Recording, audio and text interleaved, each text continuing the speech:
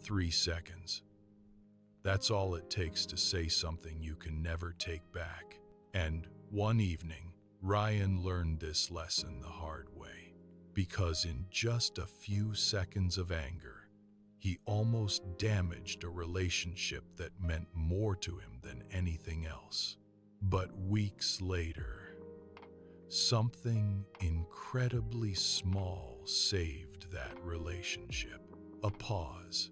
And once you understand the power hidden in that pause, you may never react to anger the same way again. In a quiet town surrounded by hills, there lived a man named Rayan. Rayan was known as one of the smartest employees in his company. He solved problems quickly. He worked harder than most people in the office, and many believed he would become a manager very soon. But Rayan had a weakness that intelligence could not fix. His emotions controlled his reactions. If someone criticized him, he reacted instantly. If something went wrong, his frustration appeared within seconds. And every time it happened, the same pattern followed. Anger first, regret later. Anger. But Rayan didn't realize something important yet. The real problem in his life wasn't his job. It wasn't his boss. The real problem was the 3 seconds before he reacted. And he was about to learn that lesson the hard way. One Monday morning, Rayan walked into an important meeting. He had spent 3 weeks preparing a presentation for a major client. Late nights, detailed research, perfect slides.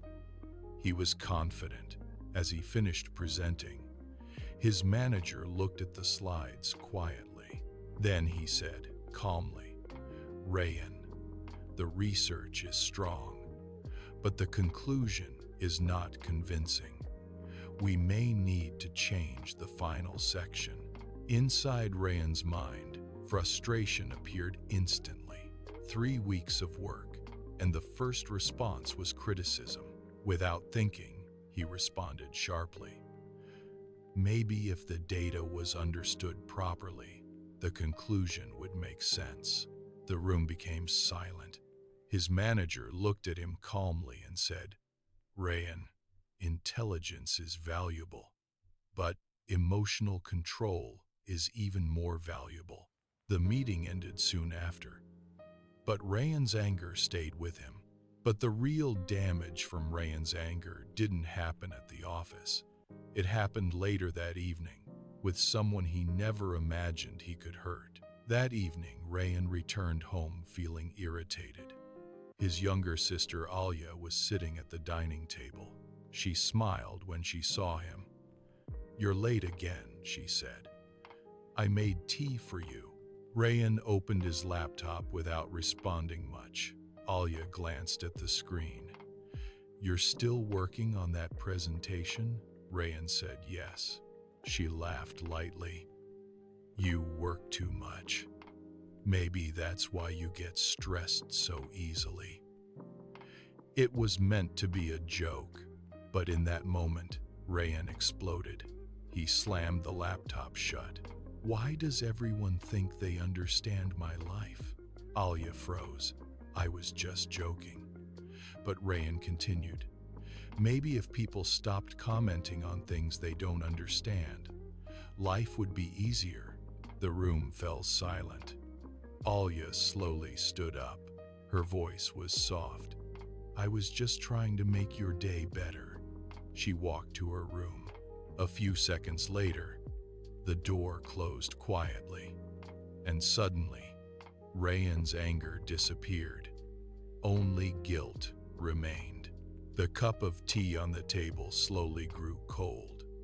That night, Rayan couldn't stop thinking about what had happened. But he didn't know that the next day, a stranger in the park would give him a lesson that would change the way he handled anger forever. The next evening, Rayan went for a walk. Eventually, he reached a quiet park near his office. Near the pond sat an elderly man reading a book.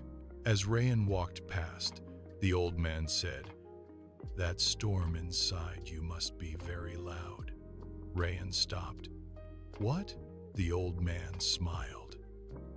"Your footsteps are angry. Your shoulders are tense."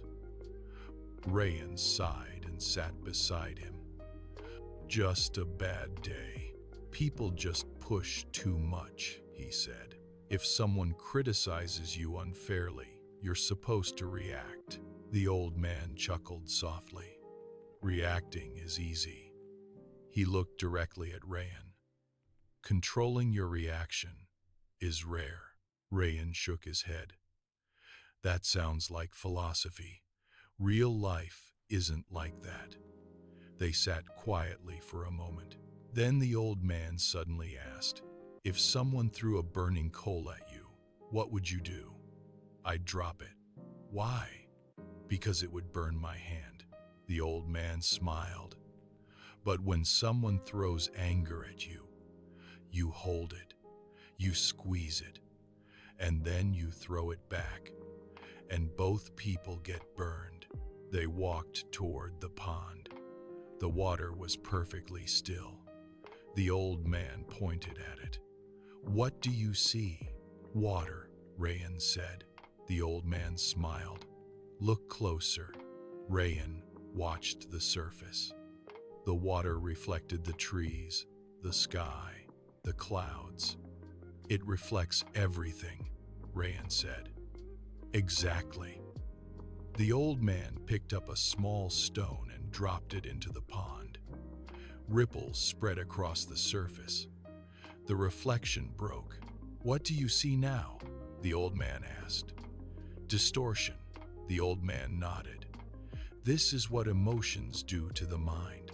When the mind is calm, it reflects reality clearly. But when emotions disturb it, everything looks wrong." Rayan stared at the fading ripples. "So, what should someone do?" The old man replied softly.